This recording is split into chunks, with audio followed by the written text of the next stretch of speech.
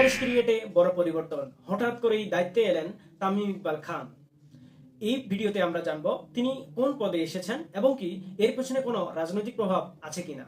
2026 সালের 7 এপ্রিল বাংলাদেশ ক্রিকেটে একটি বড় ধাক্কা লাগে, যার ফলশ্রুতিতে আমরা দেখতে পাই ন্যাশনাল স্পোর্টস কাউন্সিল এর পক্ষ থেকে আগের যে বোর্ড তৈরি করা হয়েছিল সেই বোর্ড ভেঙে দেওয়া হয়।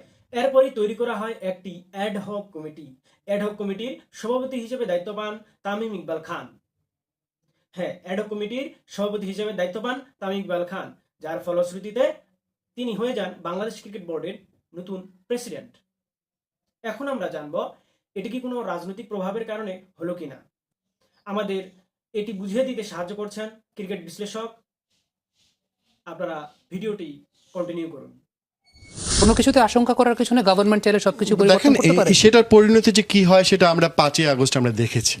এইভাবে আপনি ক্ষমতা থাকলে প্রয়োগ করতেই পারেন, যে কোনোভাবে করতে পারেন, কিন্তু মানুষের ভিতরে ক্ষোভ তৈরি হয়, একটু করে ক্ষোভের বুদবুদগুলো বাড়ে। বুদবুদগুলো বাড়তে বাড়তে কী ক্ষতি হয় সেটা আমরা দেখেছি। তা একটা কখনো কখনো সিদ্ধান্ত একটা সরকারের ভাবমূর্তি নষ্ট করতে পারে। আপনি ব্র্যান্ড ইমেজ দাঁড় করাচ্ছিলেন কি রাজনীতি মুক্ত ক্রিয়াঙ্গন, সেটা আজকে প্রশ্নের মুখে পড়বে, কোনো ভুল নেই।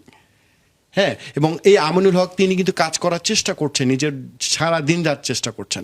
এখন তিনি, আমি জানি না, এখন আমি তাকে সতর্কই করতে পারি যে আমরা নিশ্চয়ই এমন কিছু ক্রিয়াঙ্গন ডিসিশন নেবে না যেটা তার রাজনৈতিক বা পলিটিক্যাল দলের স্ট্যান্ডকে ক্ষতিগ্রস্ত করে। আমরা নিশ্চয়ই সেটা চাইবো না। তবে কমিটি যাই হোক, আমি বললাম যে নির্বাচনটা হবে সেটা নিশ্চয়ই সবাইকে মিলে যেন চেষ্টা করা হয়। তবে ওই যে নির্বাচন, যদি নির্বাচনের লেভেল প্লেইং ফিল্ড হয়, সমান সমান, আপনি আমি সমান, যে কারো জেতার সম্ভাবনা আছে, তখন আবার পলিটিক্যাল ইনফ্লুয়েন্স আসবে, তখন আবার ক্ষমতার ব্যবহার করার জন্য চেষ্টা করা হবে। আপনার যদি সমর্থন থাকে আপনার প্রতি, আপনাকে জিতে আনার চেষ্টা করা হবে। আর যখন একদম আপনি নিরবিচ্ছিন্নভাবে জিতে যেতে পারবেন নিশ্চিত, তখন দেখবেন সে নির্বাচন নিয়ে আর কথা উঠবে না, কারণ তো দুর্নীতি করারই দরকার নেই। কারণ আমার তো সে জেতার কোনো সুযোগই নেই, যেটা 2013 সালে সাইবার হোসেন চৌধুরী ইলেকশন করতে চেয়েছিলেন, কিন্তু নাজমুল হাসান পাপনের প্রতি সরকারের যে গ্রিন সিগন্যাল ছিল, এখানে আসলে পৃথিবীর কারো ইলেকশন করা সম্ভব ছিল না। পরবর্তী 3টা নির্বাচনও আমরা ঠিক তাই দেখেছি, নাজমুল হাসান পাপনের কোন নির্বাচন নিয়ে কোনো কথা হয়নি, কিন্তু প্রতিদ্বন্দ্বীদের করেনি ভাই। তাহলে ইলেকশন নিয়ে সমস্যা হবে কোথায়? বাংলাদেশ ক্রিকেট ভালো থাকুক, সেটাই নিশ্চয়।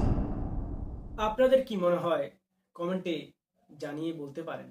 আমরা সে বিষয়ে ভেবে দেখব এবং কি ভিডিও তৈরি করার চেষ্টা করব।